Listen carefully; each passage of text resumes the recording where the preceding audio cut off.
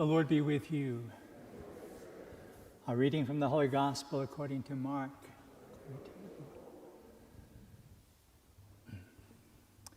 Jesus and his disciples set out for the villages of Caesarea Philippi. Along the way, he asked his disciples, "Who do people say that I am?" They answered, "Some say John the Baptist, others Elijah, still others one of the prophets." Jesus asked them, "But who do you say that I am?" Peter said in reply, "You are the Christ." Then Jesus warned them not to tell anyone about him. He began to teach them that the Son of Man must suffer greatly, be rejected by the elders, the chief priests, and the scribes, be killed, and rise after 3 days. He spoke this openly. So Peter took him aside and began to rebuke him. At this, Jesus turned around and, looking at his disciples, rebuked Peter and said, "Get behind me, Satan. You are thinking not as God does, but as human beings do." Then he summoned the crowd with his disciples and said to them, "Whoever wishes to come after me must deny himself, take up his cross, and follow me. For whoever wishes to save his life will lose it. And whoever loses his life for my sake and that of the gospel will save it." The gospel of the Lord. Praise to you, Lord Jesus Christ.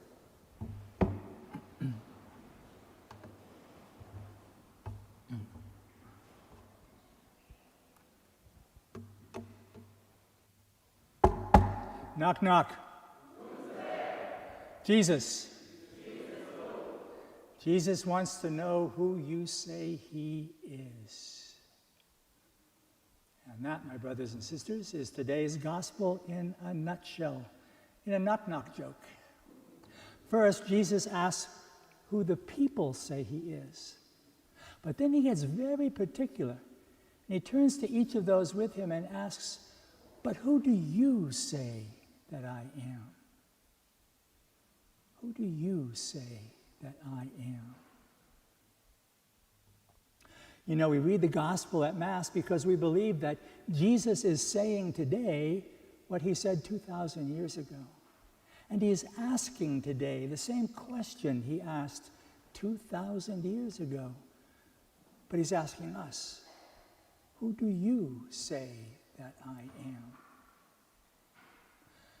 The stark simplicity of his question is disarming. It reduces the equation to two simple terms: me and Jesus. You and Jesus, face to face. And he puts the burden on me, and he puts the burden on you to say who he is in our lives. So my job as preacher this morning is A, to make sure we understand the question, and B, to make sure that we begin to formulate, to give an answer. Who do you say Jesus is? Well, let's begin by acknowledging that in the gospel, Peter gives the right answer to the question when he tells Jesus, "You are the Christ." But just for the record, let's be clear here and note that Christ is not Jesus' last name. I'm Austin Fleming. We say Jesus Christ, but Christ is not his last name. He did have a surname. He would have been known in his own time as Jesus Bar Joseph, Jesus the son of Joseph. Sometimes you hear the Lord referred to as Jesus the Christ. Peter here says, "You are the Christ." Christ, Christos, means anointed. Every time we say Jesus Christ, we're saying Jesus the Anointed One. To speak of Jesus as the Christ, then, is to speak of the one anointed by God, the one sent by God, the one missioned by God In fact, to speak of Jesus as the Anointed One is to speak of him as the Promised One. And the Promised One is the Messiah. So Peter gets it right, but almost too easily. Peter's answer would be like, well, suppose someone asked you what you believe as a Catholic. You thought for a minute and you said, I know. I believe in God, the Father Almighty, maker of heaven and earth and of all things visible and invisible. That would be the easy way to answer. But it's not enough. It's certainly not personal. In the gospel today, Jesus asks, who do you say that I am? He wants to know what I make of him, how I understand him, what he means to me. Do I love him? Do I like him? What difference does he make in my life day to day? How important is he to me? How does he influence my choices and my decisions? What do I want from him? What do I expect from him? Why do I believe in him at all? This morning, Jesus looks each of us right in the face and asks, who do you say that I am? Does that seem like an unusual question or an odd question? I don't think it is, but it's a hard question. In fact, I believe it's the question at the heart of every relationship we have. As it is between Jesus and me, so it is between me and all the other people in my life I live in relationship with. Think of your spouse, your fiancé, your partner, your son, your daughter, your parents, your best friend. Who do you say these people are? What do you make of them? How do you understand them? What do they mean to you? Do you love them? Do you like them? What difference do they make in your life? How important are they to you? How do they influence your choices and decisions? What do you want from them? What do you expect from them? Why do you love them at all? I make this comparison between what Jesus asks of us and what those closest to us might ask of us, not to make things more difficult, but to help us understand the depths of Jesus' question when he asks, who do you say that I am? No matter who asks that question, it's a tough one. It's demanding. It's HD and R, heavy, deep, and real. Knock, knock. Jesus. Jesus who wants to know who you say he is. I'm not trying to guilt you into knowing Jesus better. Just trying to prepare us all to answer the question Jesus asks of everyone. We have two things in our favor here.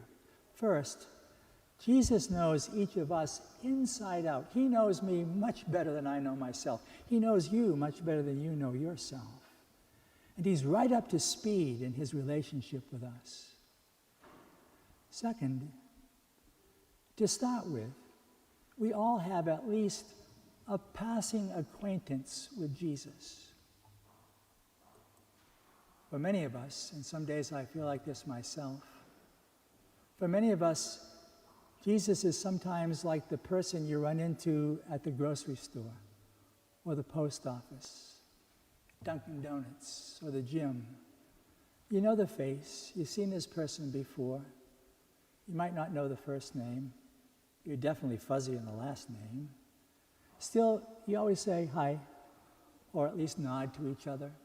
Maybe ask how you're doing, as you pass by. And sometimes, once in a while, you might even share a little conversation standing in line at the checkout. If that's how we are with Jesus, well, at least we're not total strangers. It's a start. And remember, with Jesus, he knows us inside out. Best way to get to know Jesus better, the best way to get closer to Jesus, very simple. Spend some time with him. It's the only way human beings get to know other human beings. It's how human beings get to know. If we want to get to know someone, we need to spend time with that person. And it works exactly the same way when it comes to us and Jesus. Spending time getting to know Jesus, maybe that starts with 5 minutes a day. 5 minutes every day. Preferably at the same time every day. At a place that's quiet and comfortable, where there's no screen of any kind. Preferably the same place every day. 5 minutes a day, that's fine to start with. 5 minutes a day with Jesus. And even though he knows you and knows all there is to know about you, it would probably be a good idea to begin by taking time to introduce yourself to Jesus, by letting him know how things are going in your life. Not because you've got something to say that he doesn't already know, but just so you can get comfortable sharing yourself with him. 5 minutes a day in a quiet place with Jesus. And here's the amazing thing. The more comfortable you become with sharing yourself with him, the more you will begin to discover who he is for you, what you make of him, how you understand him, what he means to you, if you love him, if you like him, what difference he makes in your life, how important he is to you, how he influences your choices, what you want from him, what you expect of him, what you believe of him, and more, who you say he is. 5 minutes a day in a quiet place, alone with Jesus. Just begin by introducing yourself. And I'll bet before you know it, without even trying or pushing it, you'll find that the 5 minutes becomes 10 minutes. 5 or 10 minutes a day in a quiet place, alone with Jesus. The secret to this process has nothing to do with you or me or our efforts. The secret to this is precisely that this is what Jesus wants. He wants a little time with you and me, even 5 minutes a day. A little time for you to get to know him and for you to get to know how well he knows you. And more important, for you to get to know how much he loves you. Who do I say that Jesus is? Who does Austin say Jesus is? Jesus, I say that you are my best friend forever. Everywhere I go, Jesus, you go. You're always at my side. Help me, Lord, to follow more faithfully where you lead me. Jesus, I say that you are my strength, especially when I'm tempted to think or say or do anything that denies you or betrays you or my neighbor. Jesus, help me rely on your strength and not on my own. Jesus, I say that you are the greatest gift I've ever received. You offer me more than anyone else can give me, so much more than money or power or prestige can offer or promise me. Help me, Lord, to treasure you above everything else that I have, and to treasure you in all the gifts you've given me. Jesus, I say that you are my peace. You alone can forgive my sins. Yours is the mercy I need. You alone can cleanse me, refresh me, renew me, give me a new beginning.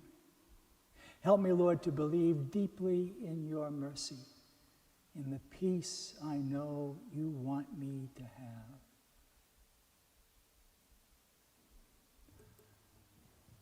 There's really no end to the list of all the ways you and I can answer Jesus' question, who do we say that he is? The most important thing is for us to begin, to take the question seriously, to find the place, to make the time to sit with Jesus and to talk with him. And if this still seems mysterious or too pious or crazy or difficult or impossible, you can ask for help. You can call on the Father of Jesus. You can call on the Spirit of Jesus and ask so simply, please God, give me Jesus.